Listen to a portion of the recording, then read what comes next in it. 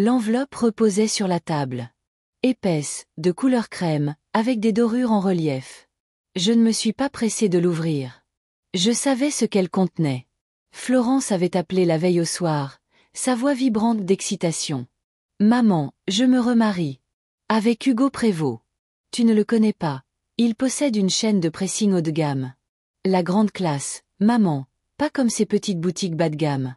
Tous ses clients sont des gens fortunés. » J'écoutais, le téléphone collé à l'oreille.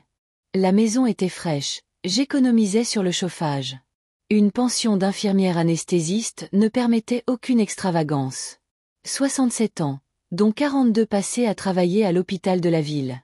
Et maintenant, des enveloppes dorées faisaient battre mon cœur. « Tu es contente pour moi, maman ?» demanda Florence, sa voix trahissant son impatience. « Bien sûr, ma chérie. Je suis très heureuse pour toi, » répondis-je, bien qu'au fond de moi, j'avais des doutes. Après son divorce avec son premier mari, Florence avait souvent dit qu'elle ne se remarierait jamais. « Les hommes ne sont pas fiables, » déclarait-elle. « Je t'ai envoyé une invitation. Une officielle, par coursier. Ça ne te dérange pas que je ne t'ai pas demandé ton avis sur la date ? Hugo a un emploi du temps très chargé, alors on a tout décidé à la dernière minute. » « Ce n'est rien, ma chérie. Quand est le mariage ? » « Dans 3 semaines, au domaine des parents d'Hugo. La cérémonie sera intime mais élégante. Uniquement les proches et les personnes importantes. » Je souris face au vide de ma cuisine. Proche. J'avais vu Florence 4 fois l'année dernière, et encore, très brièvement. Elle passait quand elle devait déposer des documents chez le notaire, qui se trouvait à 2 rues de chez moi. L'enveloppe était toujours intacte quand le téléphone sonna. C'était Laure, ma voisine et peut-être ma seule véritable amie. Nous nous étions rencontrés à l'hôpital, où elle était responsable de la buanderie. « Edith, tu as reçu ce bout de papier doré ?» demanda-t-elle. « Oui, hier soir. »« Et qu'est-ce que tu en penses ?» Je soupirai. « Je ne sais pas, Laure. » Florence avait l'air heureuse. « Tu l'as vu, c'est Hugo ? » « Pas encore. »« H.M. » fit Laure, dubitative. « C'est étrange qu'elle ne te l'ait pas présenté avant de t'annoncer le mariage. » Je ne répondis pas. Laure avait raison, mais le dire à voix haute me semblait être une trahison. « J'arrive dans un quart d'heure avec le café, » dit Laure. « On ouvrira cette œuvre d'art ensemble. » Quand Laure arriva, j'avais déjà mis la table. Des petits sablés que j'avais fait la veille et 2 tasses. Laure, comme toujours, avait l'air tiré à 4 épingles. Ses cheveux gris courts parfaitement coiffés, son pantalon à plis impeccable, son chemisier boutonné. Elle entra sans frapper, comme elle le faisait depuis de nombreuses années. « Bon, voyons voir ce que nous avons là, » dit-elle en s'asseyant à table. J'ouvris l'enveloppe avec un coupe-papier, un cadeau de mon défunt mari pour notre 20e anniversaire. À l'intérieur, un carton épais avec un texte calligraphié. Florence Lamarre et Hugo Prévost vous convitent à partager la joie de leur union le samedi 23 avril au domaine Prévost. Le domaine. Ricana Laure. Ça sonne prétentieux. C'est la maison de campagne de ses parents, dis-je en défendant ma fille. Au nord de la ville. Qu'est-ce que tu vas mettre ? Je haussai les épaules.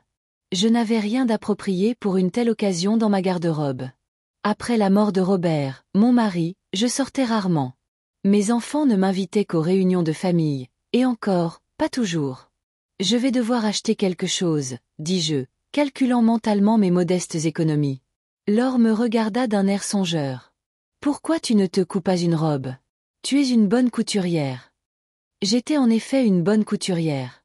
Plus jeune, je faisais même ça pour arrondir les fins de mois, quand Robert et moi étions jeunes mariés et attendions notre premier enfant, Nolan. Puis Florence est née, suivie de Manon, et je n'ai plus eu le temps pour la couture. Mais je n'avais jamais perdu le coup de main. « C'est une idée, » dis-je. Quelque chose de simple et d'élégant. Je crois que j'ai encore des patrons. Et tu économiseras de l'argent, ajouta Laure. Tu sais combien coûte une robe correcte de nos jours ? C'est du vol qualifié. Après le départ de Laure, je montai au grenier.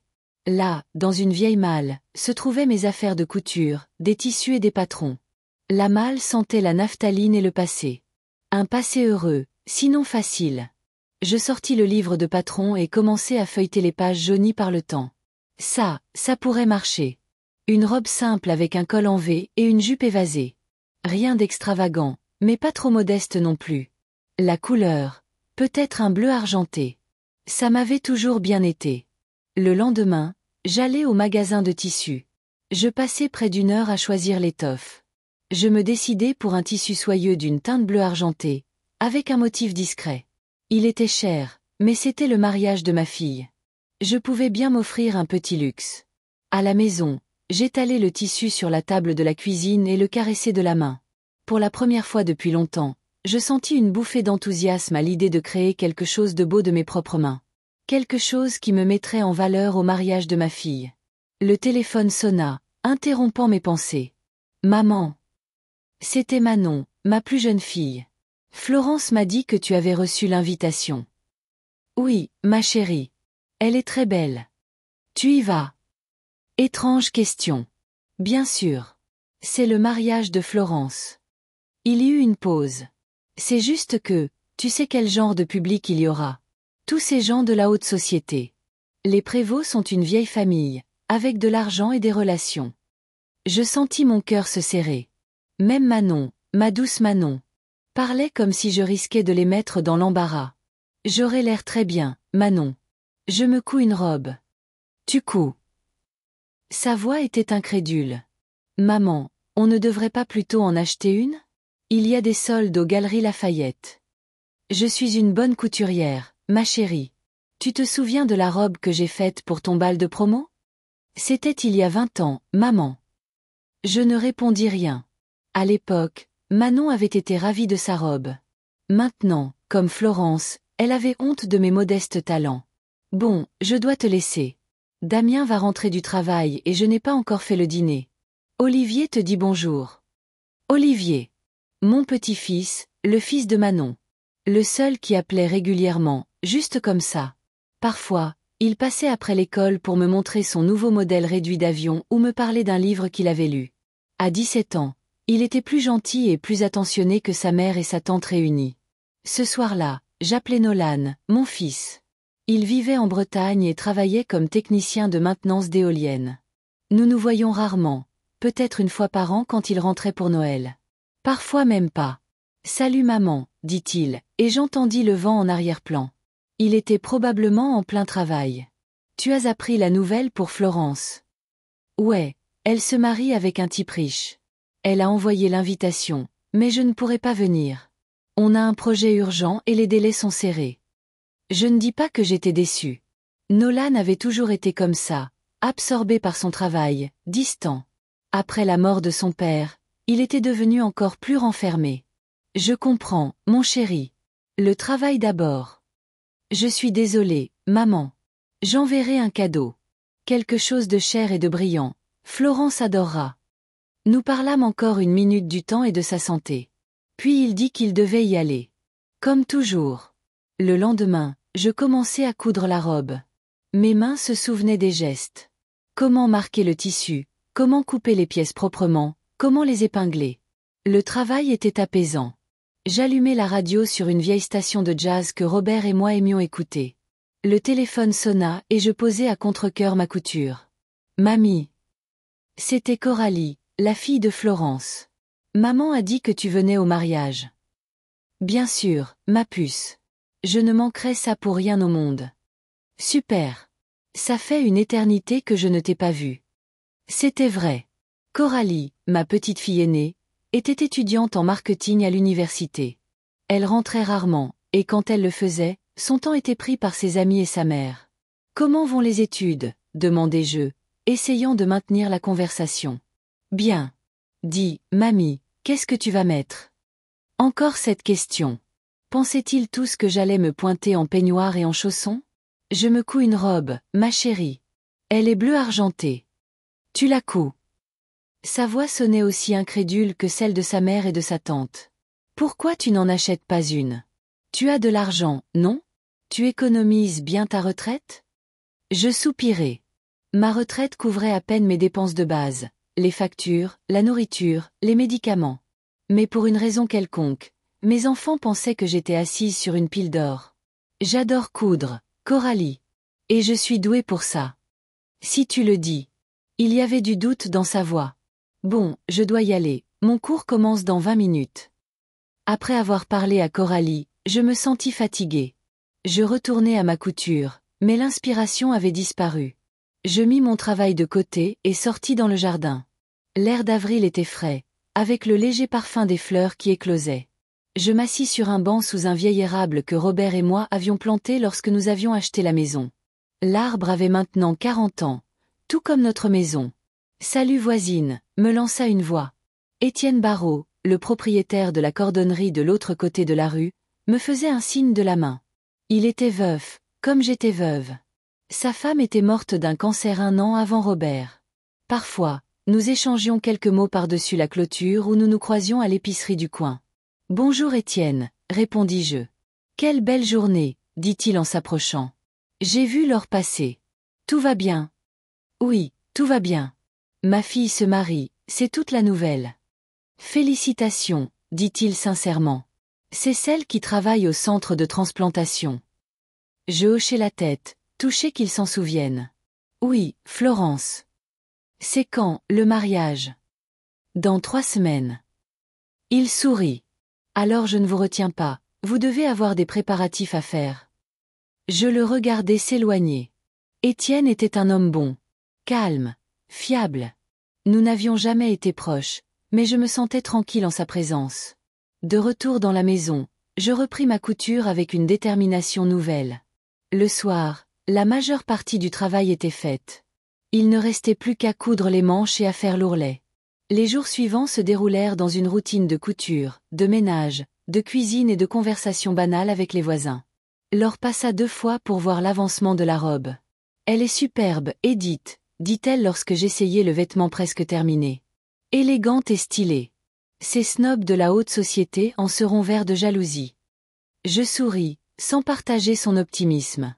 Florence n'avait pas appelé depuis qu'elle avait envoyé l'invitation. J'avais essayé de l'appeler plusieurs fois, mais j'étais tombée sur son répondeur. Le vendredi, 1 semaine avant le mariage, alors que la robe était presque finie, on sonna à la porte. J'ouvris et vis Florence. Elle était radieuse. Nouvelle coupe de cheveux, vêtements chers, des boucles d'oreilles en perles que je suis sûre qu'Hugo lui avait offertes. « Maman », dit-elle en m'embrassant dans le vide près de ma joue. Désolée de débarquer à l'improviste. Je passais dans le coin et j'ai pensé m'arrêter. Derrière elle se tenait une femme âgée, à la coiffure impeccable et vêtue d'un tailleur qui, j'en étais certaine, coûtait plus que ma pension annuelle. Voici Miranda Prévost, la mère d'Hugo, la présenta Florence. Miranda, voici ma mère, Edith. Miranda me toisa du regard et hocha légèrement la tête. Très heureuse de vous rencontrer, dit-elle d'un ton qui signifiait le contraire. Je les fis entrer, me réjouissant mentalement d'avoir fait le ménage le matin même. Florence traversa le salon, jetant des regards critiques sur les meubles usés et les vieilles photos sur les murs. « Tu as encore ces choses, maman ?»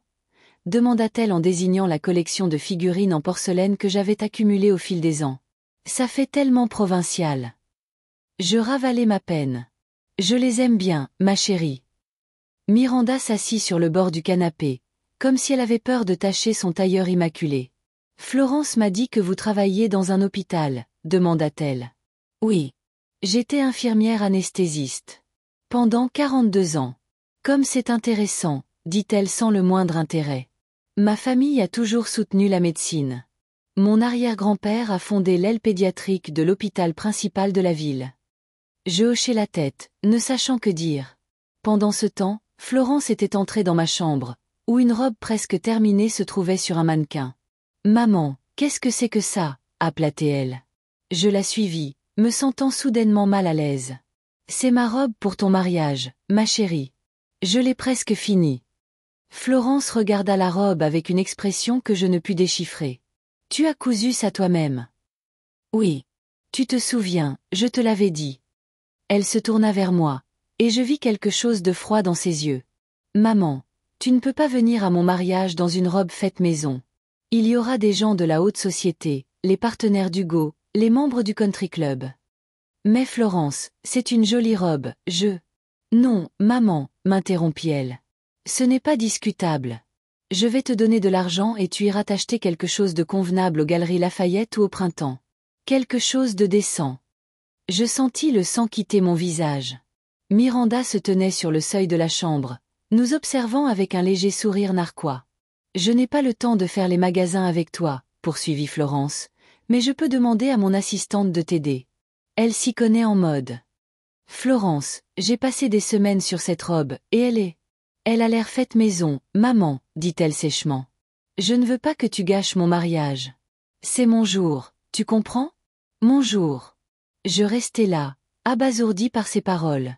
Toute ma vie, j'avais essayé d'être une bonne mère, de soutenir mes enfants, de sacrifier mes propres désirs pour leurs besoins.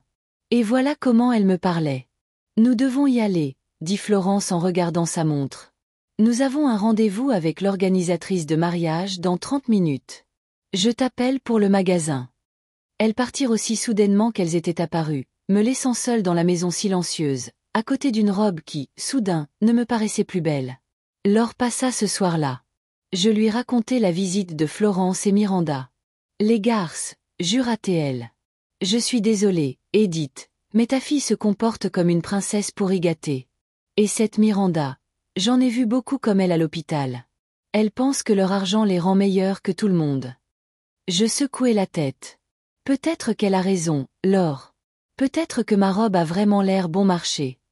Laure me prit les mains. « Écoute-moi, Edith Lamarre. Je te connais depuis 30 ans. Tu es la personne la plus gentille et la plus altruiste que j'ai jamais rencontrée. Tu as tout donné à tes enfants. Ton temps, ton énergie, ton amour. Et voilà comment ils te remercient? En te disant que tu gâches le paysage? » Je restai silencieuse, ravalant mes larmes. « La robe est magnifique, » poursuivit Laure. « Si ma fille me disait ça, je lui tirerais les oreilles, peu importe son âge. Mais tu es trop gentille, Edith. Tu l'as toujours été. » Cette nuit-là, je ne pus dormir. Les mots de Florence tournaient en boucle dans ma tête. « Tu vas gâcher le paysage. » Comme si j'étais un meuble laid qu'il fallait cacher aux invités. Je pensais à Robert, à ce qu'il aurait dit s'il avait entendu notre fille me parler ainsi. Il avait toujours été plus strict avec les enfants, ne leur permettant jamais de me marcher sur les pieds. Après sa mort, tout avait changé. Les enfants avaient commencé à me traiter comme un fardeau qu'il fallait supporter par sens du devoir. Le matin, je décidai de finir la robe.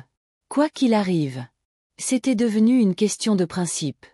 Je travaillais toute la journée, cousant soigneusement les manches, faisant l'ourlet, ajoutant de petits détails qui transformaient une robe ordinaire en quelque chose de spécial. Le soir, elle était prête. Je l'enfilai et me regardai dans le miroir. Malgré les paroles de Florence, je voyais bien que la robe avait de l'allure. Elle soulignait ma silhouette encore fine et la couleur faisait ressortir le gris de mes cheveux, le rendant argenté plutôt que simplement gris. Je pris quelques photos avec mon vieil appareil Polaroid et les mis de côté. Que le souvenir de la robe reste, même si je ne la portais jamais. Le matin était clair, avec une légère brise qui faisait bruisser les rideaux de ma chambre. Je me levai tôt, comme j'en avais pris l'habitude pendant mes longues années de travail à l'hôpital. Les vieilles habitudes ont la vie dure. Je me préparai un thé et sortis sur le porche avec ma tasse. Le printemps était précoce cette année. Les parterres flambaient déjà des primevères que j'avais plantées l'année dernière. La robe était suspendue à un cintre dans ma chambre. Malgré les critiques de Florence, je ne pouvais me résoudre à m'en défaire. Ce n'était pas juste une robe, c'était un symbole de ma dignité, que ma fille avait si facilement piétiné avec ses mots. Après avoir fini mon thé, je rentrai dans la maison et me remis au travail. La robe était presque terminée, il ne restait que quelques détails mineurs. Coudre quelques perles le long de l'encolure et ajuster l'ourlet. Je travaillais lentement, savourant le processus. La couture m'avait toujours calmée, me permettant de mettre de l'ordre dans mes pensées. Des souvenirs affluaient, inattendus. Le premier mariage de Florence, il y a près de 15 ans.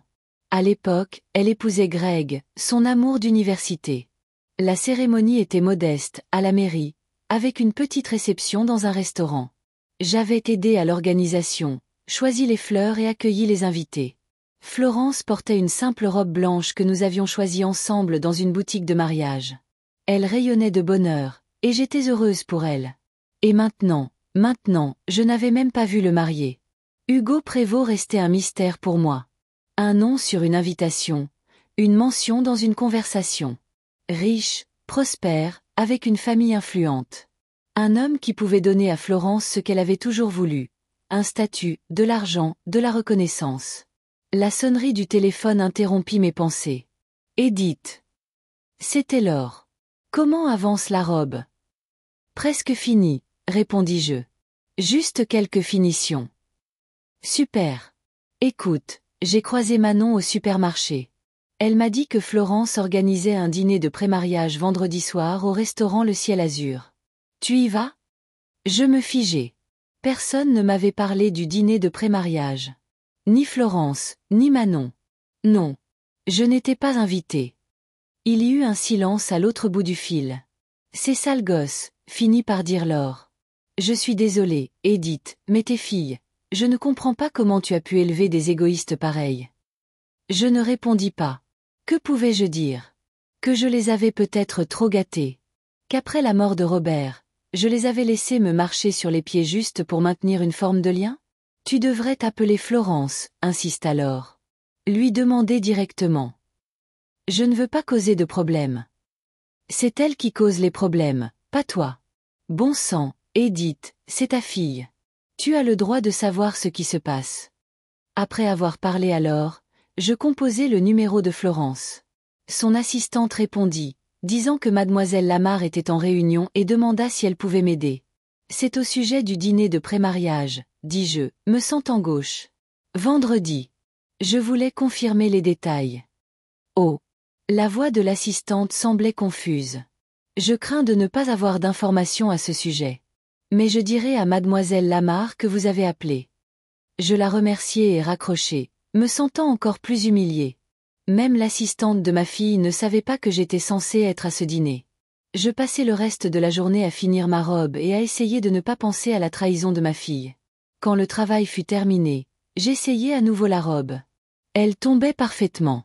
Je tournai sur moi-même devant le miroir, me souvenant depuis combien de temps je ne m'étais pas sentie belle. Après la mort de Robert, j'avais cessé de me voir comme une femme. Seulement comme une mère, une grand-mère, une veuve. Le soir, Florence appela. Maman, mon assistante m'a dit que tu avais appelé pour le dîner. Oui, ma chérie. J'ai appris par Manon que vous organisiez un dîner de pré-mariage vendredi. Pause. Oh, ça. Oui. Juste une petite réunion au ciel azur. Juste la famille la plus proche. J'attendais une invitation qui n'était jamais venue. Je pensais que peut-être je pourrais venir aussi, finis-je par demander, me détestant de devoir le faire. Florence soupira. Maman, il y aura beaucoup de monde. Juste les amis proches, les parents d'Hugo. Un cadre très intime. Je suis ta mère, Florence. Je sais, maman, mais... Elle hésita. Écoute, on se verra au mariage, d'accord? Le dîner n'est qu'une formalité, rien de spécial. Je ravalai la boule que j'avais dans la gorge. Bien sûr, ma chérie. Je comprends. Super. Sa voix semblait soulagée. Et pour la robe, tu as trouvé quelque chose en magasin? J'ai fini celle que je cousais, dis-je fermement. Et elle est magnifique. Maman, on en a déjà discuté. C'est mon choix, Florence. Elle soupira, clairement agacée. Très bien, fais comme tu veux. Je dois te laisser, j'ai un rendez-vous avec le fleuriste. Après ma conversation avec Florence, je restai longtemps assise en silence. Pourquoi la laissais-je me traiter ainsi? Quand mes enfants avaient-ils décidé que je n'étais plus assez bien pour eux? Le lendemain, Olivier, mon petit-fils, passa. C'était un grand adolescent mince avec des yeux sérieux qui ressemblaient tellement à ceux de mon défunt mari. « Salut mamie », dit-il en me serrant dans ses bras. « Je t'ai apporté le livre que je t'avais promis. » Nous nous assîmes dans la cuisine et je lui servis un chocolat chaud. Olivier était le seul de la famille qui me rendait visite régulièrement, juste comme ça. « Maman m'a dit que tu cousais une robe pour le mariage de tante Florence, » dit-il en me regardant par-dessus sa tasse. « Oui, je l'ai fini. Tu veux la voir ?»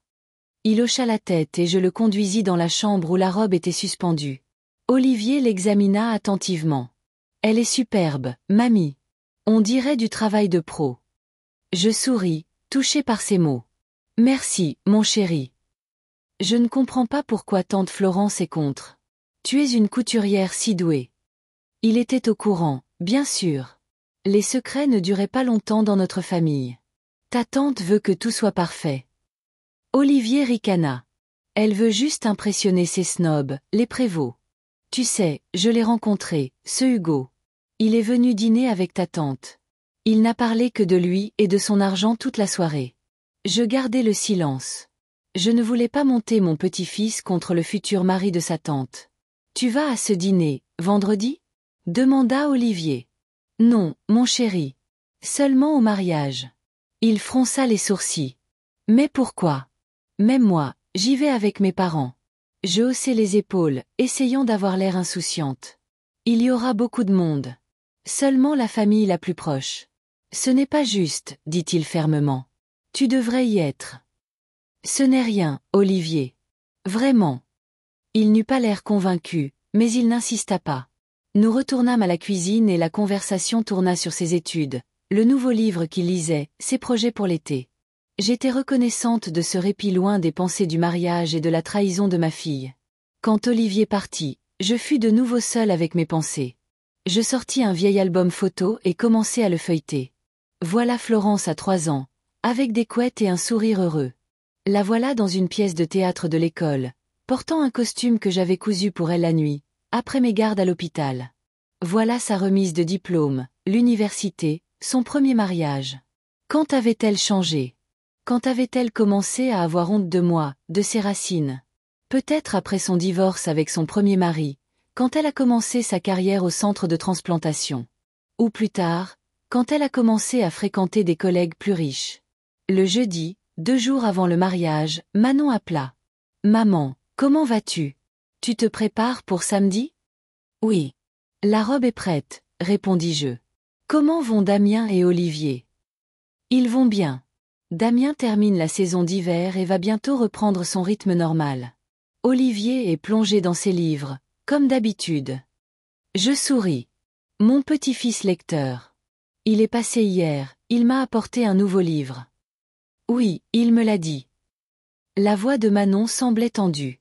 Écoute, maman, à propos du dîner de demain. Florence m'a dit que tu l'avais appelé. Oui, je voulais juste confirmer les détails. Tu vois, ce n'est pas un dîner de famille classique. Il y aura des gens importants du cercle d'Hugo. Des partenaires commerciaux, des membres du conseil d'administration de son entreprise. Je comprends, Manon. Florence m'a déjà expliqué qu'il n'y avait pas de place pour moi. Maman, ne dis pas ça. Sa voix sonnait faux. C'est juste que Florence veut que tout soit parfait. Tu sais comment elle est. Oui, je savais. Ma fille aînée avait toujours été une perfectionniste, visant toujours le meilleur. Mais elle ne m'avait jamais exclu de sa vie pour autant. On se voit samedi, dit Manon. La cérémonie est à 15 heures. Ne sois pas en retard. Je ne serai pas en retard, répondis-je. Le vendredi se passa dans une attente anxieuse. Je savais que le soir, ma famille se réunirait au Ciel Azur, le restaurant le plus cher de la ville, où je n'avais jamais mis les pieds. Il y aurait des toasts, des rires, et moi, je serais assise seule dans ma maison silencieuse. L'heure passa dans l'après-midi, avec une tarte maison et une bouteille de vin. Faisons notre propre dîner, dit-elle avec détermination. Au diable ces snobs. Nous nous assîmes dans la cuisine, buvant du vin et parlant du passé, de nos années à l'hôpital, de mon défunt mari, de son ex qui s'était enfui avec sa secrétaire en Arizona. Laure savait toujours me faire rire, même dans les moments les plus durs. Tu sais, dit-elle en versant plus de vin, on n'a pas eu des vies faciles, mais je ne regrette rien. Et toi? J'y pensais. Seulement d'avoir peut-être trop aimé mes enfants. De les avoir laissés penser que mes sentiments n'avaient pas d'importance. Laure hocha la tête. C'est une erreur que beaucoup de mères font. On donne tout, et après, on se demande pourquoi on nous prend pour acquises. Après le départ de Laure, je ne pus dormir pendant longtemps. Je restai allongée dans le noir, écoutant le tic-tac de la vieille horloge du salon. Je pensais à comment la journée de demain se passerait, à comment je me sentirais parmi les invités élégants, dont beaucoup que je ne connaissais même pas. Le matin du jour du mariage était nuageux. Le ciel était couvert, promettant une pluie qui ne vint jamais. Je me levai tôt, pris une douche et me maquillai légèrement. Je sortis la robe du placard et passai la main sur le tissu doux. Malgré tous mes doutes, j'étais fière de mon travail. La robe était vraiment belle, élégante, avec des détails délicats qui révélaient la main d'un maître, pas une production de masse. J'étais sur le point de m'habiller quand on sonna à la porte.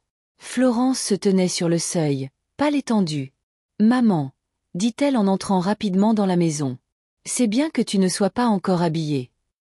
Je jetai un coup d'œil à l'horloge. Il n'était que 10 heures du matin, 5 heures avant la cérémonie. Quelque chose ne va pas, ma chérie? Le mariage est annulé? Elle secoua la tête. Non, bien sûr que non. Tout se passe comme prévu. C'est juste. Elle se tut, regardant dans le vide.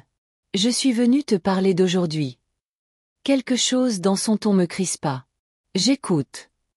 Florence prit une profonde inspiration. Maman, j'apprécie tout ce que tu as fait pour moi. Vraiment. Mais aujourd'hui est un jour spécial. C'est le jour où je rejoins la famille Prévost. Je restai silencieuse, attendant la suite. Hier, au dîner, la mère d'Hugo, Miranda, était là. Et elle a beaucoup parlé de leur tradition familiale, de l'importance de maintenir une certaine image. Elle a posé des questions sur toi. Et qu'est-ce que tu as dit? Florence me regarda dans les yeux, et je n'y vis pas de remords, mais de la détermination. Je lui ai dit la vérité.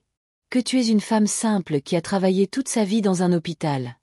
Que tu es une bonne mère, mais que tu ne cadres pas tout à fait avec la famille Prévost. Je sentis le froid m'envahir. Et qu'a-t-elle dit? Elle était préoccupée. Elle a dit qu'il y aurait des gens très importants au mariage. Les partenaires d'Hugo, les membres du country club, même le maire. Et que tout devait être parfait. Florence, où veux-tu en venir? Elle détourna le regard. Maman, je pense qu'il vaudrait mieux que tu ne viennes pas au mariage. Les mots restèrent en suspens dans l'air, lourds, irréfutables. Je n'en croyais pas mes oreilles. Tu me demandes de ne pas venir à ton propre mariage? Je ne demande pas, maman. Je dis ce qui est le mieux pour nous tous. Pour moi. C'est mon jour, tu sais, et je veux que tout soit parfait. Et je vais gâcher ta journée parfaite? Ma voix tremblait. Ce n'est pas toi, maman, dit Florence rapidement. C'est juste que, tu ne cadres pas avec notre nouvelle famille. Tu es trop simple. Et cette robe que tu as faite? Elle fit un signe de tête vers la chambre où se trouvait ma création. Elle a l'air faite maison. Tout le monde verra tout de suite que ce n'est pas une robe de créateur. Je restai là, abasourdi par ces paroles. J'avais donné toute ma vie à mes enfants, travaillant double après la mort de Robert pour payer leurs études, renonçant à mes propres désirs pour leurs besoins. Et voilà comment elle me remerciait. Je comprends que tu sois bouleversée, poursuivit Florence, sans me regarder dans les yeux. Mais tu dois comprendre. C'est ma chance d'entrer dans la haute société. Hugo n'est pas juste un homme riche, il vient d'une famille éminente. Son père était conseiller du gouverneur. Une chance comme ça ne se présente qu'une fois dans une vie. Et je peux tout gâcher, dis-je doucement. Florence me regarda enfin, et dans ses yeux, je ne vis pas la fille que j'avais élevée, mais une étrangère. Froide et calculatrice. Oui, dit-elle simplement. Tu pourrais tout gâcher. Je restai silencieuse, ne sachant que dire. Une partie de moi voulait crier, la chasser de la maison, lui dire qu'elle n'était plus ma fille. Mais une autre partie, la mère qui l'aimait inconditionnellement, ne pouvait pas le faire. Tu pourras toujours regarder les photos, dit Florence en sortant une enveloppe de son sac. Tiens. Je t'ai apporté un chèque. 2000 €. Achète-toi quelque chose de bien. Ou garde-le pour un voyage. Tu as toujours voulu aller en Europe, non? Elle posa l'enveloppe sur la table. Je ne bougeai pas pour la prendre. Je dois y aller, dit Florence en regardant sa montre. J'ai rendez-vous avec ma styliste dans 20 minutes. Elle s'approcha et effleura ma joue de ses lèvres. Ne sois pas fâchée, maman. C'est mieux comme ça, pour tout le monde. Quand la porte se referma derrière elle, je m'enfonçai lentement dans une chaise. Les larmes que j'avais retenues coulèrent enfin sur mes joues. Je pleurais moins de peine que de la prise de conscience que j'avais perdu ma fille. Pas aujourd'hui. Bien plus tôt, quand je l'avais laissée pour la première fois piétiner mes sentiments dans la poursuite de ses ambitions. L'enveloppe reposait, intacte, sur la table. De l'argent pour mon absence. Pour mon humiliation. Je la priai, et sans l'ouvrir, la déchirai en petits morceaux. À 15 heures, à l'heure où la cérémonie devait commencer, j'étais assise seule dans ma maison, toujours en robe de chambre. La robe que j'avais cousue avec tant de soin était suspendue dans le placard, symbole d'espoir déçu. J'imaginais Florence marchant dans l'allée, souriant à son marié, acceptant les félicitations des invités. Et je n'étais pas là pour partager sa joie. Le téléphone sonna, interrompant mes pensées. C'était Laure. Edith, tu es à la maison? Pourquoi n'es-tu pas au mariage? Je ne pouvais pas parler, la gorge nouée par les larmes. Edith, que s'est-il passé? Sa voix semblait alarmée. Elle m'a demandé de ne pas venir. Réussis-je finalement à dire. Elle a dit que je gâcherais le tableau. Que je ne cadrais pas avec leur nouvelle famille. Quoi? Laure ne cacha pas son indignation. Elle n'a pas pu dire ça. Pas à sa propre mère. Si, répondis-je doucement. Elle l'a fait. Il y eut une pause. J'arrive, dit fermement Laure. Et j'apporte du vin. Beaucoup de vin. Elle arriva 15 minutes plus tard, avec une bouteille de rouge et une boîte de biscuits. Quelle garce, jura-t-elle en me versant un verre. Je suis désolée, Edith, mais ta fille, comment a-t-elle pu? À quel moment tes enfants ont-ils décidé que tu n'étais plus assez bien pour eux? Je secouai la tête. Je ne sais pas. C'est peut-être de ma faute. Je les ai trop gâtés, surtout après la mort de Robert. N'importe quoi, dit Laure. Tu as été une mère merveilleuse. Ils sont juste ingrats. Nous restâmes dans la cuisine, buvant du vin et parlant de tout, sauf du mariage. Laure racontait des histoires drôles de nos années à l'hôpital, se remémorait notre jeunesse, quand Robert et moi venions d'emménager dans cette ville. Peu à peu, la douleur s'estompa, devenant une douleur sourde plutôt qu'un coup de poignard. Tu sais quoi? Dit Laure en versant les dernières gouttes de vin dans nos verres. Mets-moi cette foutue robe, tout de suite. Pourquoi? Parce que tu as passé 3 semaines à la coudre. Parce qu'elle est magnifique. Et parce que personne n'a le droit de te dire que tu n'es pas assez bien pour cette robe. J'hésitais, mais Laure était insistante. Finalement, je montai dans ma chambre et enfilai la robe. Elle tombait parfaitement, soulignant ma silhouette encore fine. Je me coiffai et me maquillai légèrement. Quand je redescendis, Laure siffla. Waouh, Edith. Tu es magnifique. Ces crétins ne savent pas ce qu'ils ratent. Nous sortîmes dans le jardin et Laure prit quelques photos avec son téléphone. Je posai sous le vieil érable, souriant à l'objectif. Cette petite séance photo était notre façon de dire « Nous sommes toujours là. Nous comptons toujours ». Ce soir-là, quand Laure partit, j'étais de nouveau seule. Je retirai la robe et la suspendis dans le placard. Peut-être qu'un jour, il y aurait une occasion de la porter. Ou peut-être resterait-elle le symbole du jour où ma fille avait décidé que je n'étais pas assez bien pour sa nouvelle vie. Je me couchai, écoutant le silence de la maison. Quelque part là-bas, au luxueux country club, la réception de mariage battait son plein. La musique jouait, le champagne coulait, des toasts étaient portés. Et personne ne remarquait l'absence de la mère de la mariée. Personne, sauf peut-être mon petit-fils, Olivier, qui, j'en étais sûre, me cherchait du regard parmi les invités. C'est avec cette pensée que je finis par m'endormir. Seule dans ma maison, en ce qui aurait dû être l'un des jours les plus heureux de la vie de ma famille. Le lendemain du mariage était nuageux. Des nuages gris couvraient le ciel, promettant une pluie qui n'est jamais venue. Je me réveillai tôt, par habitude, même si je n'avais dormi que quelques heures. Toute la nuit, des rêves agités m'avaient hanté, dans lesquels j'errais dans des couloirs vides, cherchant la porte du mariage de ma fille sans pouvoir la trouver. Allongé dans mon lit, je me remémorais la veille. Les mots de Florence, son regard froid, l'enveloppe avec l'argent sur la table. Tu ne cadres pas avec notre nouvelle famille. Cette phrase tournait en boucle dans ma tête, comme un disque rayé. Me forçant à me lever, je fis machinalement ma routine matinale. Me laver le visage, préparer le thé, griller du pain. Je m'assis à la table de la cuisine, regardant par la fenêtre mon petit jardin. Les fleurs de printemps se balançaient dans la légère brise, si vive contre le ciel gris. La robe était toujours suspendue dans la chambre. Je ne l'avais pas rangée après notre séance photo improvisée avec Laure. Ça me faisait mal de la regarder, mais je ne pouvais me résoudre à la décrocher. C'était un témoignage de mon humiliation, mais aussi de ma résilience. Le téléphone sonna. Je ne répondis pas tout de suite, craignant d'entendre la voix de Florence. Que pourrait-elle dire maintenant? Que le mariage avait été merveilleux sans moi. Que j'avais bien fait de ne pas venir. Allô? Finis-je par répondre. Mamie. La voix d'Olivier semblait étouffée, comme s'il parlait depuis une pièce où il y avait d'autres personnes. C'est moi, Olivier, mon chéri, dis-je, soulagé. Comment vas-tu? Bien, répondit-il sans enthousiasme. Mamie, pourquoi n'étais-tu pas au mariage? Je t'ai cherché partout. Je me figeai. Que pouvais-je lui dire? La vérité? Un pieux mensonge? Je ne me sentais pas bien, mon chéri, mentis-je, me détestant de le faire.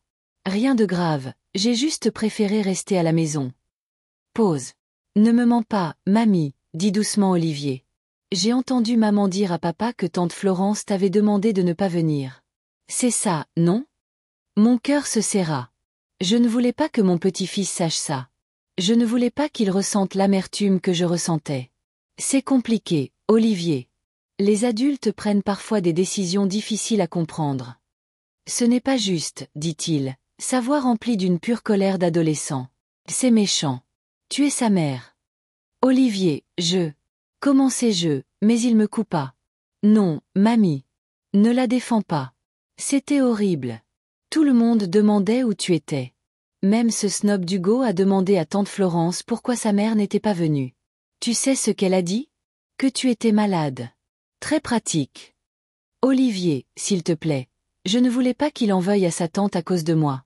N'en parlons plus. Raconte-moi le mariage. La mariée était belle. À contre-cœur, il passa à la description de la cérémonie, de la réception et des invités. Il dit que Florence portait une robe d'un grand couturier, que des plats exquis étaient servis, qu'un quatuor à cordes jouait. Tout était comme elle l'avait voulu. Parfait, luxueux, prestigieux. Je dois te laisser, mamie, dit Olivier après son bref récit. Maman m'appelle pour le petit déjeuner. On est chez les Prévost, on a passé la nuit ici après la réception. Bien sûr, mon chéri. Merci d'avoir appelé. Je passerai cette semaine, d'accord? Je t'apporterai un nouveau livre. Je t'attendrai. Après avoir parlé à Olivier, je restai longtemps assise, fixant mon téléphone. J'essayais d'imaginer Florence en train de prendre son petit déjeuner avec sa nouvelle famille, souriant et acceptant les félicitations. Pensait-elle à moi? Ressentait-elle ne serait-ce qu'une pointe de culpabilité pour avoir exclu sa propre mère du jour le plus important de sa vie? Un coup sec à la porte me tira de ma rêverie. Laure se tenait sur le seuil, l'air déterminé, un sac à la main. « Prépare-toi », dit-elle sans préambule. « On va se promener. »« Laure, je ne suis pas d'humeur. »« C'est justement pour ça qu'on y va, » rétorqua-t-elle. « Arrête de t'apitoyer sur ton sort. Il fait une belle journée malgré les nuages. Mets une veste. » Je savais qu'il était inutile de discuter. Laure avait toujours été comme ça, autoritaire, n'acceptant jamais un non comme réponse. C'était l'une des raisons pour lesquelles j'appréciais notre amitié. Elle ne me laissait jamais m'apitoyer trop longtemps. Nous nous dirigeâmes vers un parc à la périphérie de la ville. L'air d'avril était frais, avec le léger parfum de la terre humide et des fleurs. Nous marchions lentement le long des allées, passant devant des parterres de tulipes et de jonquilles, devant un étang où nageaient des canards. « Parle », dit Laure lorsque nous nous assîmes sur un banc au bord de l'eau. « Dis tout ce que tu penses. Personne ne t'entendra, à part les canards. Et ils ne colportent pas de ragots. » Et je parlais. De la douleur de la trahison, des années passées dans l'ombre des besoins de mes enfants, du sentiment d'inutilité qui me hantait depuis la mort de Robert. De l'étrangeté de réaliser que ses propres enfants avaient honte de vous. Laure écouta en silence, sans m'interrompre. Quand j'eus fini, elle posa simplement sa main sur mon épaule. « Tu sais quel est ton problème, Edith? Tu es une trop bonne mère. Tu as toujours fait passer leurs besoins avant les tiens. Et ils s'y sont habitués. Ils pensent que c'est comme ça que ça doit être. » Je soupirai. « Et je fais quoi, maintenant, Laure? Comment je vis avec ça? » Elle haussa les épaules. « Vis pour toi, enfin. Combien d'années as-tu passé à ne penser qu'à tes enfants? 40? Il est temps de penser à toi, Edith. Qu'est-ce que tu veux? Que ferais-tu si tu n'avais pas à te soucier des sentiments de ta progéniture ingrate? » J'y pensais. Qu'est-ce que je voulais? Les rêves que j'avais mis de côté pendant des années me semblaient si lointains, presque oubliés. J'ai toujours voulu voyager, dis-je finalement. Voir d'autres pays, d'autres cultures. Robert m'avait promis qu'on irait en Europe à notre retraite, mais ensuite, il est mort, termina doucement Laure. Et tu as enterré ce rêve avec lui. Je hochai la tête. Eh bien, ressuscite-le, dit Laure. Tu es en bonne santé, tu as des économies. Pourquoi ne pas y aller? Pas besoin que ce soit l'Europe tout de suite. Commence petit. Fais un week-end à Paris ou à Lyon. Fais quelque chose pour toi, Edith. Ces paroles me firent réfléchir. Qu'est-ce qui m'en empêchait? Seulement la peur et l'habitude de vivre dans l'ombre des besoins de mes enfants. Quand nous rentrâmes de notre promenade, je me sentais un peu mieux. La douleur n'avait pas disparu, mais elle était moins aiguë. Laure avait raison. Je devais commencer à vivre pour moi. Le lendemain, en sortant dans le jardin pour arroser les fleurs, j'aperçus Étienne, le propriétaire de la cordonnerie. Il se tenait près de sa clôture, arrosant ses rosiers. « Bonjour Edith », me lança-t-il. « Comment s'est passé le mariage ?» Je me figeai, l'arrosoir à la main. Les nouvelles allaient vite dans notre petite ville, mais apparemment, tout le monde n'était pas au courant de mon humiliation. « Je n'y étais pas, Étienne, » répondis-je honnêtement. « Je n'ai pas pu y aller. » Il me regarda, surpris. « Vraiment? Mais c'est le mariage de votre fille. » Je haussai les épaules, ne voulant pas entrer dans les détails. Les choses arrivent. Étienne sembla vouloir dire quelque chose, mais se ravisa. À la place, il demanda « Voulez-vous entrer pour une tasse de café ?» J'allais justement faire une pause. J'hésitais. Étienne et moi étions voisins depuis de nombreuses années, échangeant parfois quelques mots, mais nous n'avions jamais vraiment discuté. Il était veuf, comme j'étais veuve, mais nos similitudes semblaient s'arrêter là. Bien sûr, acceptai-je, me surprenant moi-même. Donnez-moi juste 5 minutes pour finir avec les fleurs. Étienne vivait dans une petite maison de l'autre côté de la rue, derrière laquelle se trouvait son atelier. À l'intérieur, c'était propre et simple. Des meubles anciens mais bien entretenus, des bibliothèques le long des murs, des photos encadrées. Dans l'une d'elles, je reconnus sa défunte épouse, Marguerite, je crois que c'était son nom. Elle était morte d'un cancer 1 an avant Robert. « Asseyez-vous », dit Étienne en désignant la table de la cuisine. « Café ou thé ?»« Du thé, si ça ne vous dérange pas. » Il hocha la tête et mit la bouilloire à chauffer. Ses mouvements étaient assurés, exercés. L'habitude d'un homme qui vivait seul depuis longtemps. « Vous avez probablement entendu la nouvelle ?» demanda Étienne sans se retourner. « La chaîne de pressing Prévost rachète mon atelier. » Je le regardai, surprise. « Non, je ne savais pas. Qu'est-ce que ça signifie pour vous ?» Il haussa les épaules. « Rien pour l'instant. Je continuerai à travailler comme avant, juste sous leur nom. Hugo Prévost m'a assuré qu'il appréciait mon expérience et ma clientèle. »« Vous avez rencontré Hugo ?» demandai-je, soudainement intéressé. « Oui, plusieurs fois. Il est venu avec une offre d'achat il y a 1 mois. » Étienne posa une tasse de thé devant moi. Il a l'air d'un homme d'affaires. Un peu, comment dire, froid, peut-être. Je hochai la tête, pensant que l'homme que ma fille avait choisi lui correspondait bien. Affairiste, calculateur, soucieux de son statut. Et vous avez accepté de vendre. Quel choix avais-je? Étienne s'assit en face de moi. J'ai 69 ans, mon dos n'est plus ce qu'il était. Le travail est dur, surtout en hiver quand tout le monde apporte ses bottes à réparer. Comme ça, j'aurai un salaire stable et une bonne mutuelle. Et je continuerai à faire ce que j'aime, réparer des chaussures. Nous nous mîmes à discuter. Étienne me parla de son travail, de ses clients, de la façon dont notre ville avait changé au cours des dernières décennies. Je partageais des histoires de l'hôpital, me souvenant de cas où j'avais dû travailler dans des conditions extrêmes. Le temps passa vite. Quand je regardai ma montre, il était presque l'heure du déjeuner. « Je dois y aller », dis-je en me levant. « Merci pour le thé et la conversation, Étienne. »« De rien », répondit-il avec un sourire. « Revenez quand vous voulez. J'ai toujours du thé à l'heure de la conversation. » En rentrant chez moi, je ressentis un étrange sentiment de soulagement. Parler avec Étienne m'avait distraite des pensées du mariage et de la trahison de Florence. Pendant quelques heures, j'étais juste une femme qui bavardait avec un voisin, pas une mère abandonnée. Une surprise m'attendait à la maison. Le répondeur clignotait. C'était Nolan, mon fils. « Salut maman, c'est moi. J'appelle pour savoir comment s'est passé le mariage de Florence. Je n'arrive pas à la joindre, ils doivent être en lune de miel. Rappelle-moi quand tu pourras. » Je soupirai. Donc, Nolan ne savait pas que je n'avais pas été au mariage. Florence n'avait probablement pas jugé nécessaire de partager cette information avec son frère. Ou peut-être avait-elle honte. Je composai le numéro de Nolan.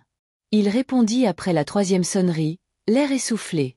Maman, attends une seconde, je descends juste de l'échelle.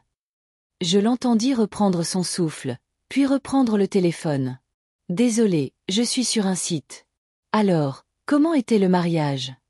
J'hésitais. Devais-je lui dire la vérité, ou mentir comme je l'avais fait à Olivier? Je n'y étais pas, Nolan, dis-je finalement. Quoi? Pourquoi? Prenant une profonde inspiration, je lui racontai tout. La robe, la visite de Florence, ce qu'elle avait dit. Nolan écouta en silence, soupirant de temps en temps.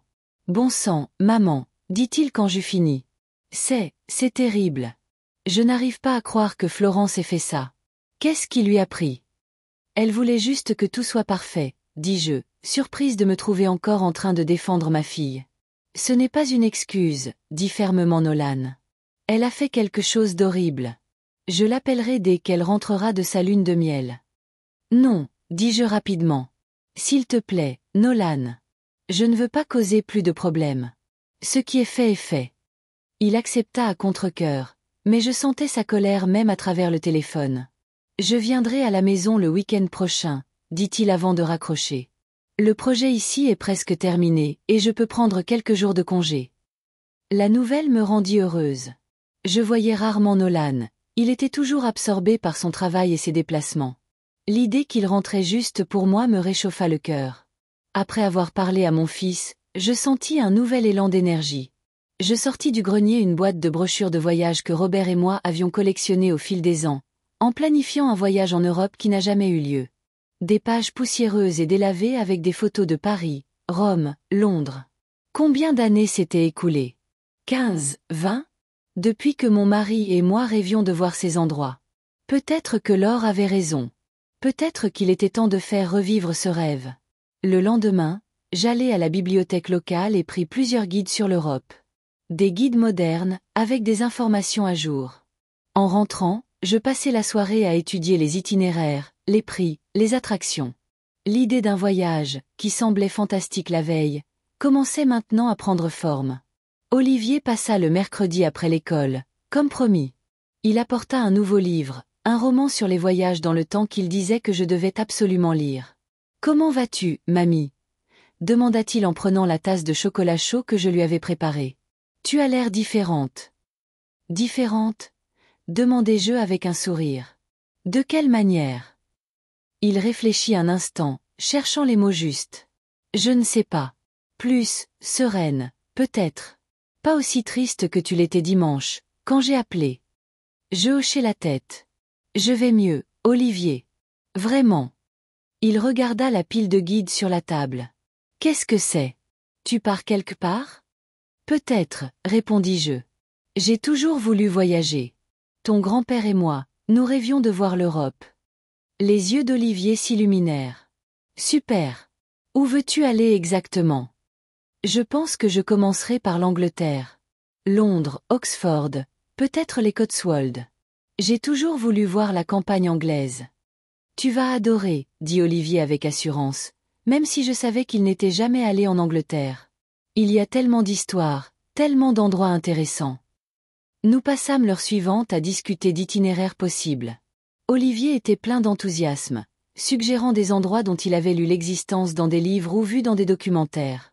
Son enthousiasme était contagieux. « Tu dois le faire, mamie, dit-il avant de partir. Vraiment. Ne remets pas ça à plus tard. » Je promis d'y réfléchir sérieusement. Et je le fis. Chaque jour, je passais un peu de temps à rechercher des circuits, des billets d'avion, des avis de voyageurs. L'idée ne semblait plus si fantastique. Plutôt tout à fait réalisable. Vendredi, alors que je travaillais dans le jardin, Étienne apparut à nouveau.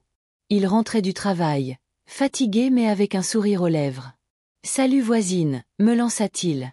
Comment allez-vous? » « Bien, merci, répondis-je en me redressant. Je plante de nouveaux bulbes de tulipes. Je prépare le printemps prochain. Et vous, pas mal. Je viens de finir de travailler sur une paire de chaussures italiennes très chères. Un travail d'orfèvre, je vous dis. Nous bavardâmes par-dessus la clôture, et à ma grande surprise, je l'invitai à entrer pour le thé.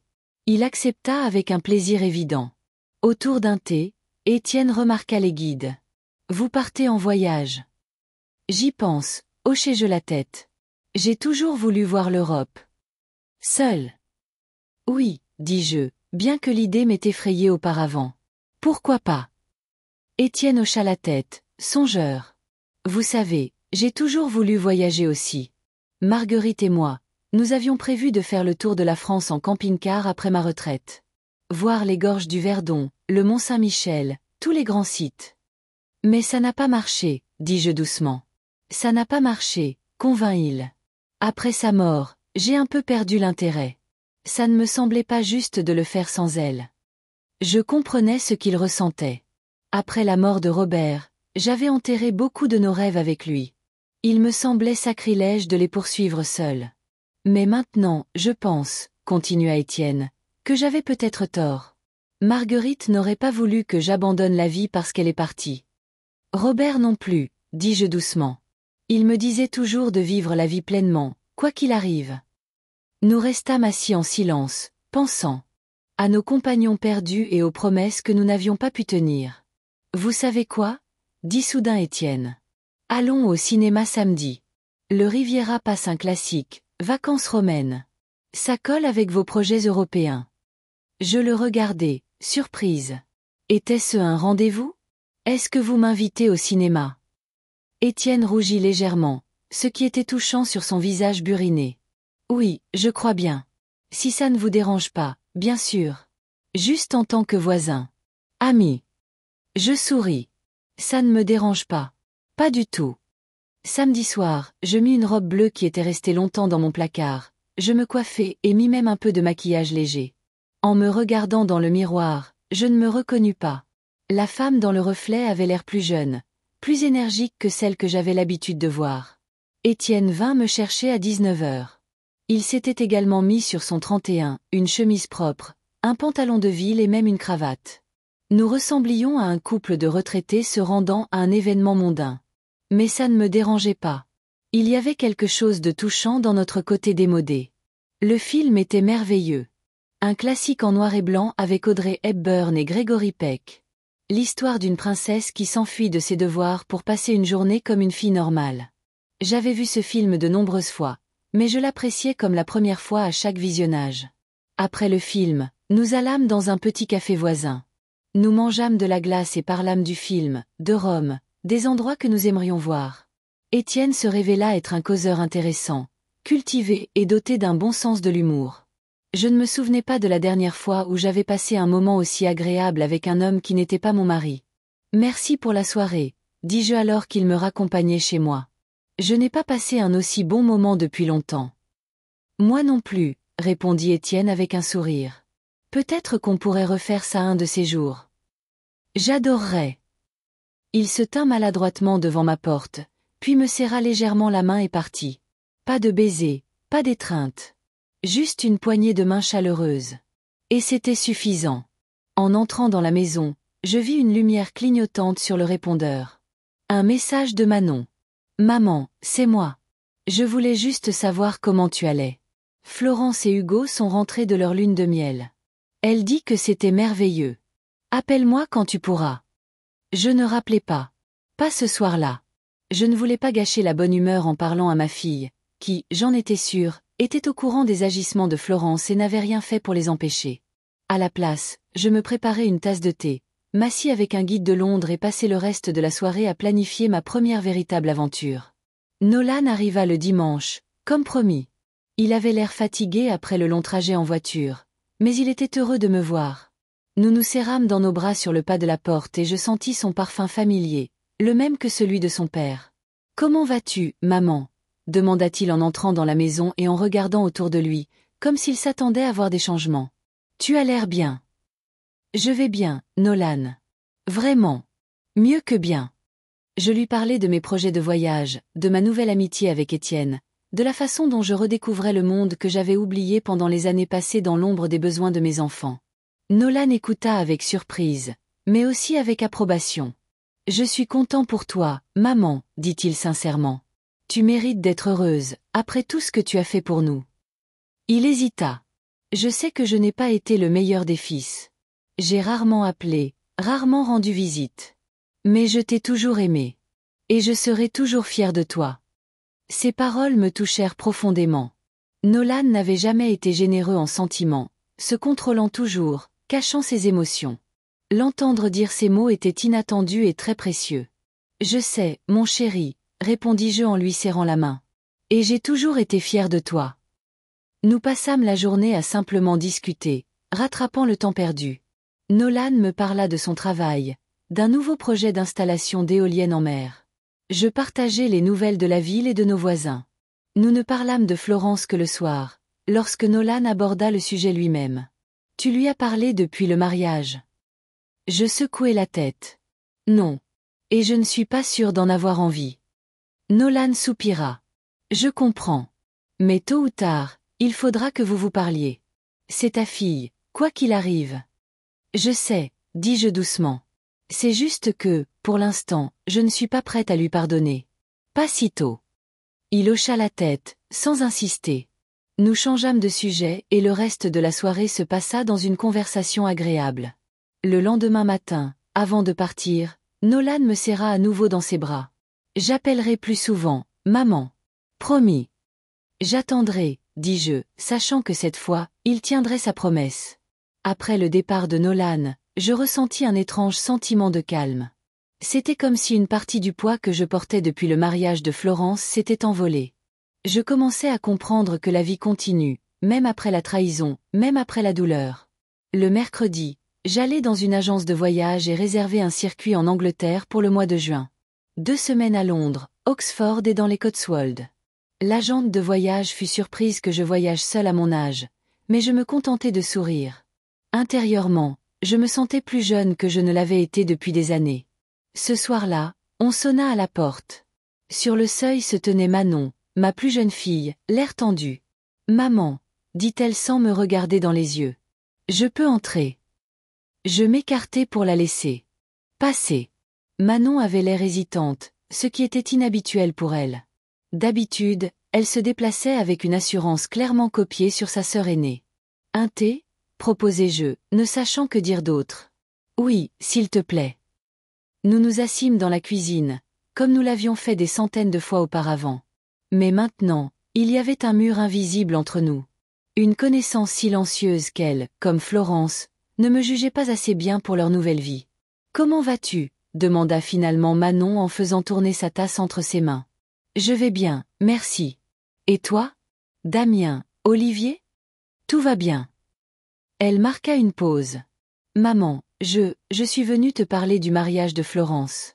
De ce qui s'est passé. » J'attendis, sans l'aider à entamer la conversation difficile. « Je savais, » dit-elle finalement, toujours sans me regarder. « Je savais que Florence t'avait demandé de ne pas venir.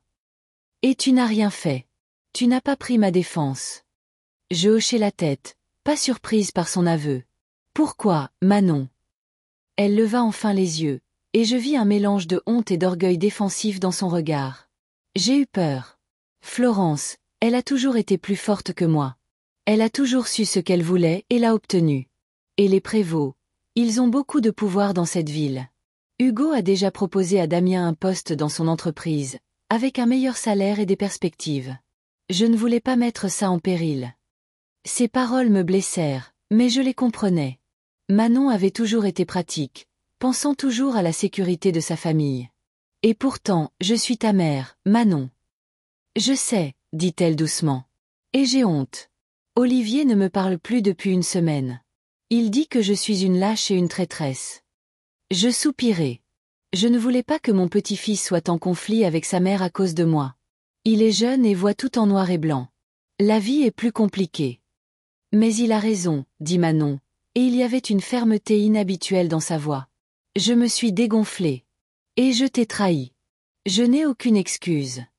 Nous restâmes assises en silence, 2 femmes de part et d'autre du gouffre de la trahison. Je ne savais pas si je pouvais lui pardonner. Pas maintenant, pas si tôt. Mais j'appréciais son aveu. Sa sincérité. Florence sait que tu es là. Demandai-je finalement. Manon secoua la tête. Non. Elle n'approuverait pas. Elle pense qu'elle a bien fait, qu'elle a protégé son jour spécial. Elle dit que tu comprendras quand tu te seras calmé. Je souris amèrement. Ta sœur a toujours su comment justifier ses actes. Oui, convint Manon. Toujours. Quand elle partit, je ne l'invitai pas à revenir, mais je ne dis pas non plus que je ne voulais plus la voir. Nous étions restés dans un entre-deux. Ni en conflit, ni en paix. J'avais besoin de temps pour comprendre où elle avait sa place dans ma nouvelle vie. Le lendemain, Olivier passa après l'école, comme d'habitude. Il était sombre et je devinai qu'il était au courant de la visite de sa mère. Maman a dit qu'elle était venue te voir, commença-t-il immédiatement en s'asseyant à la table de la cuisine. Elle a admis qu'elle savait pour la demande de tante Florence et qu'elle n'avait rien fait. Oui, confirmai-je en posant une tasse de chocolat chaud devant lui. Nous avons parlé. Et tu lui as pardonné. Sa voix sonnait incrédule. Je secouai la tête. Pas si vite, Olivier. Certaines choses prennent du temps. Il hocha la tête, satisfait de ma réponse. D'accord. Parce que ce qu'elles ont fait, c'était mal. Et elles doivent le comprendre. Je souris à mon petit-fils si sérieux. À 17 ans, il comprenait plus de choses sur la justice et le respect que sa mère et sa tante à 40 ans. Tu sais, mamie, dit-il en sirotant son chocolat chaud, je suis fier de toi. Ce que tu fais maintenant. Voyager, voir monsieur Barrault. Nous sommes juste amis, Olivier, le corrigeai-je rapidement, me sentant rougir. Il sourit malicieusement. Bien sûr. Juste des amis qui vont au cinéma et au café. Je vous ai vu samedi, d'ailleurs. Vous aviez l'air heureux. Je ne discutais pas. Peut-être qu'Étienne et moi étions vraiment plus que de simples amis. Peut-être que quelque chose de nouveau et d'inattendu était en train de naître entre nous. Et c'était bien. Vendredi, Étienne m'invita à dîner dans un petit restaurant à la périphérie de la ville. Rien d'extraordinaire, juste un repas simple dans un cadre calme. Mais pour moi, c'était mon premier vrai dîner avec un homme depuis la mort de Robert. J'ai entendu dire que vous aviez réservé un voyage en Angleterre, dit Étienne au dessert. C'est formidable. Quand partez-vous? En juin, répondis-je. Pour 2 semaines. Il hocha la tête, fixant songeusement sa tasse de café. Vous savez, j'ai réfléchi. Je vais peut-être partir quelque part aussi. Il est temps que je me secoue un peu. Où aimeriez-vous aller? Demandai-je avec intérêt. Je ne sais pas. L'Italie, peut-être. Ou les grands parcs nationaux. Commencez par quelque chose de plus proche. Nous discutâmes d'itinéraires possibles, partageant nos rêves de voyage. Il y avait quelque chose d'inspirant à planifier l'avenir, même à notre âge. Surtout à notre âge. Quand Étienne me raccompagna chez moi, il me prit la main. Juste comme ça, naturellement, comme si nous l'avions fait des centaines de fois. Et je ne la retirai pas. Je suis content que nous nous soyons rapprochés, Edith, dit-il à ma porte. Vous savez, je vous ai toujours trouvée attirante, même du vivant de votre mari. Bien que je ne l'aurais jamais avoué, bien sûr. Je souris, touché par sa franchise. Je suis contente aussi, Étienne. Vous rendez ces jours plus faciles. Il se pencha et m'embrassa légèrement sur la joue. Rien de passionné. Juste un contact doux. Mais mon cœur battit plus vite, comme celui d'une adolescente. Bonne nuit, Edith. Bonne nuit, Étienne. En entrant dans la maison, je m'appuyai contre la porte, sentant la chaleur de son baiser sur ma joue. À 67 ans, j'expérimentais quelque chose que je n'avais pas ressenti depuis des décennies. L'excitation d'une nouvelle relation. L'anticipation de nouvelles découvertes. C'était étrange et merveilleux à la fois. Samedi matin, en travaillant dans le jardin, je vis une voiture familière s'arrêter. Florence. Mon cœur se serra. Je n'étais pas prête pour cette rencontre. Pas si tôt. Elle sortit de la voiture, élégante comme toujours. Vêtements chers, coiffure impeccable, les boucles d'oreilles en perles que je savais qu'Hugo lui avait offertes. Elle s'approcha de la clôture, hésitant à entrer sans y être invitée. « Maman, dit-elle, et j'entendis de l'indécision dans sa voix. On peut parler. Je me redressai et époussetai la terre de mes mains. Bien sûr, Florence. Entre. Elle passa le portail et s'arrêta à quelques pas de moi. Tu as l'air bien, dit-elle avec surprise. Rafraîchie. Je hochai la tête, sans lui retourner le compliment. J'attendis qu'elle continue. Maman, je... Elle hésita, clairement peu habituée à s'excuser. Je suis venue te parler du mariage. De ce que je t'ai dit. Je restai silencieuse, sans l'aider. J'ai eu tort, dit-elle finalement, et ces mots semblèrent lui coûter un effort considérable. Je n'aurais pas dû te demander de ne pas venir. C'était cruel. Oui, ça l'était, confirmai-je calmement. Florence parut surprise de mon calme. Peut-être s'attendait-elle à des larmes, des reproches, une explosion d'émotions. Mais j'étais passée par tout ça, seule, dans les jours qui avaient suivi le mariage. Maintenant, je ne ressentais que de la fatigue et une légère tristesse. Je ne sais pas ce qui m'a pris, continua-t-elle. C'était juste, le mariage, tous les préparatifs, Miranda avec ses commentaires. Je voulais juste que tout soit parfait. Aux dépens de ta mère, terminai-je pour elle. Elle baissa la tête. Oui. Et c'est impardonnable. Je le sais. Nous restâmes dans le silence du jardin. Mère et fille. Séparées non seulement par l'espace, mais par des années de ressentiments accumulés, d'incompréhension et de non-dits. Je ne sais pas si tu pourras me pardonner, dit finalement Florence. Mais j'espère qu'avec le temps nous le dira, répondis-je. Je ne promis pas le pardon, ni ne rejetai la possibilité d'une réconciliation. Je constatai simplement un fait.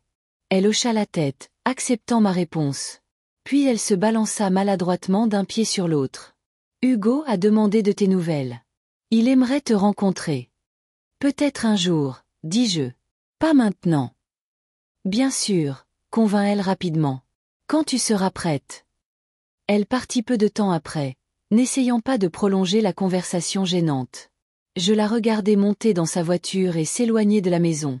Ma fille, qui s'était tellement éloignée de moi qu'elle avait pu demander à sa propre mère de ne pas venir à son mariage. Je retournai à mes fleurs. À la terre qui ne trahit ni ne déçoit jamais. Travailler dans le jardin m'avait toujours calmée, me donnant un sentiment de contrôle qui me manquait tant dans mes relations avec les gens.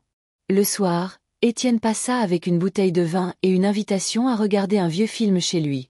J'acceptai avec plaisir, désireuse de me changer les idées après la visite de Florence. Nous nous assîmes sur son canapé usé, buvant du vin et regardant un classique en noir et blanc avec Cary Grant. À un moment donné, Étienne posa sa main sur la mienne et j'entrelaissai nos doigts. C'était un geste simple, mais si chaleureux et compréhensif que je sentis des larmes me monter aux yeux. « Qu'est-ce qui ne va pas ?» demanda-t-il doucement, remarquant mon état. « Rien, » répondis-je en essuyant une larme. « Juste. Florence est passée aujourd'hui. Elle s'est excusée pour le mariage. » Étienne hocha la tête, ne demandant pas de détails. « Et comment vas-tu » Je réfléchis à sa question. Je ne sais pas. Une partie de moi veut lui pardonner, parce que c'est ma fille et que je l'aime, quoi qu'il arrive. Mais une autre partie ne peut pas oublier comment elle m'a fait sentir. Comme si je n'étais pas assez bien pour sa nouvelle vie. Tu es trop bien pour elle, dit fermement Étienne. Tu l'as toujours été. Ces paroles me réchauffèrent le cœur. Quelqu'un voyait ma valeur, même quand mes propres enfants en doutaient. Merci, dis-je doucement. Nous retournâmes au film, mais je ne suivais plus l'intrigue. Je pensais à ma vie, à l'étrange tournant qu'elle avait pris après le mariage de Florence. Comment la douleur et la trahison avaient ouvert la porte à de nouvelles opportunités, de nouvelles relations, une nouvelle compréhension de moi-même. Peut-être que parfois, il faut perdre quelque chose d'important pour trouver quelque chose d'encore plus précieux. Peut-être qu'à 67 ans, il n'est pas trop tard pour commencer à vivre une nouvelle vie. Pour soi, et non pour les autres. Avec ces pensées, je serrai plus fort la main d'Étienne, sentant sa chaleur, sa présence à mes côtés. Et pour la première fois depuis longtemps, j'étais vraiment reconnaissante de l'endroit où j'étais, et j'attendais avec impatience ce que demain apporterait.